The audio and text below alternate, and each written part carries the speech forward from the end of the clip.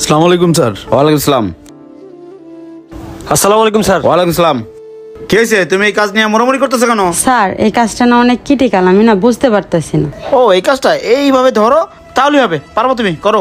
Sir আপনি আমার গায়ে হাত দেন কে? এমনি বুঝাই দেন। এই তুই কি কস? আমি তোর কখন গায়ে হাত দিলাম? আমি তো তোর কাজ বুঝাই দিলাম। কাজ ভালো করে বুঝাই দেন, আপনি গায়ে হাত দিয়ে কাজ বুঝাই দেন কেন? তুই তো মান সম্মান খাবি রে। আসো জি স্যার। এদিকে আয়। এই ঘন্টা টার্গেট দেয় কত? স্যার টার্গেট ফিল আপ করতে পারে না, ঘন্টা 30 পিস দেয়। ওরে নাই খেলা, আপনি ওরে বাদ দিয়ে দেন। হ্যাঁ বাদি দিয়ে দেওয়ান লাগবো। এই শোন, জি স্যার। ও ঘন্টা কত পিস টার্গেট দেয়? আমার ঘন্টা ঘন্টা আমার চেম্বারে দিয়ে হিসাব দিবি, ওকে স্যার। মনে থাকবো? জি স্যার। আরে এই মেয়ে তুই এদিক টাকা, তোর দেমাগ কেমনে কমাইতে আমি দেখতেছি, রাখ কাজ কর।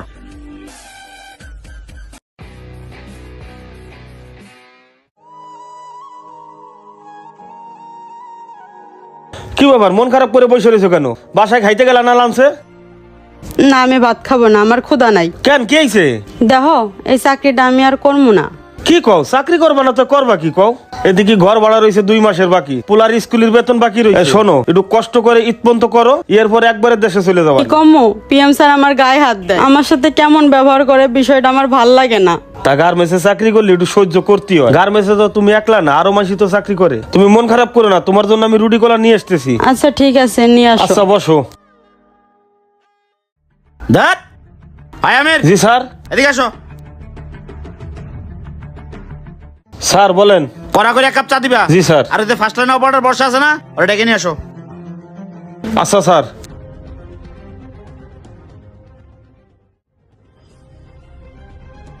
স্যার আমারে ডাকছেন? হয় এখানে দাঁড়াও। এক কাজ করো আমির, তুমি যাও। আমি যাব মানে স্যার?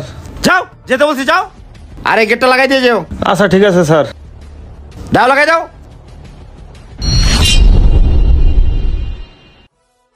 হ্যাঁ বর্ষা, তুই তো রাগ করিস কে? শোন, এই আমার দিক টাকা, তোর বেতন কত রে? 11,000। তোর বেতন বাড়ায় 15,000 করে দেবো না, আর তোর লাইনের সুপারভাইজার বানাই দেবো না, ঠিক আছে? তোর যে পিয়ন জামাই তোরে খাওয়াইতে পারে ঠিক মতো? সামনে সিনেমা হলে সিনেমা লাগাইছে দরদ সাকিব খানের, সেই ছবি, দুজনে সিনেমা দেখবো আর বাইরে রেস্টুরেন্টে খামো, ঠিক আছে? একটু মানে সময় টময় দিবি। এদিকে আয়। আর শোন এদিকে আয়। না, পাখিটা আজকে হাত দিয়ে বেরিয়ে গেল।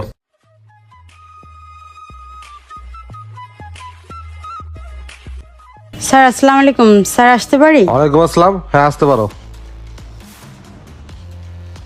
কি হয়েছে বলো? স্যার জরুরি একটা কথা ছিল। তোমার কোনো কথা থাকো তুমি পিএম স্যারের সাথে কথা বলবা। তুমি আমার চেম্বারে আসছো কেন? স্যার পিএম স্যার আমারে খুব খারাপ খারাপ কথা বলে, সুযোগ পাইলে আমার গায়ে হাত দেওয়ার চেষ্টা করে। আর আমি যদি প্রতিবাদ করতে যাই তাহলে বলে আমাকে চাকরি থেকে বের করে দেবে। আমার জামাইকে হুমকি দেয়, তাকেও নাকি চাকরি থেকে বের করে দেবে।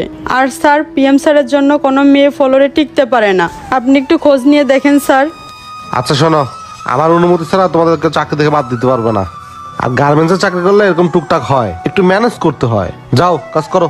আচ্ছা ঠিক আছে স্যার, আসসালামু আলাইকুম। ওয়ালাইকুম আসসালাম, যাও।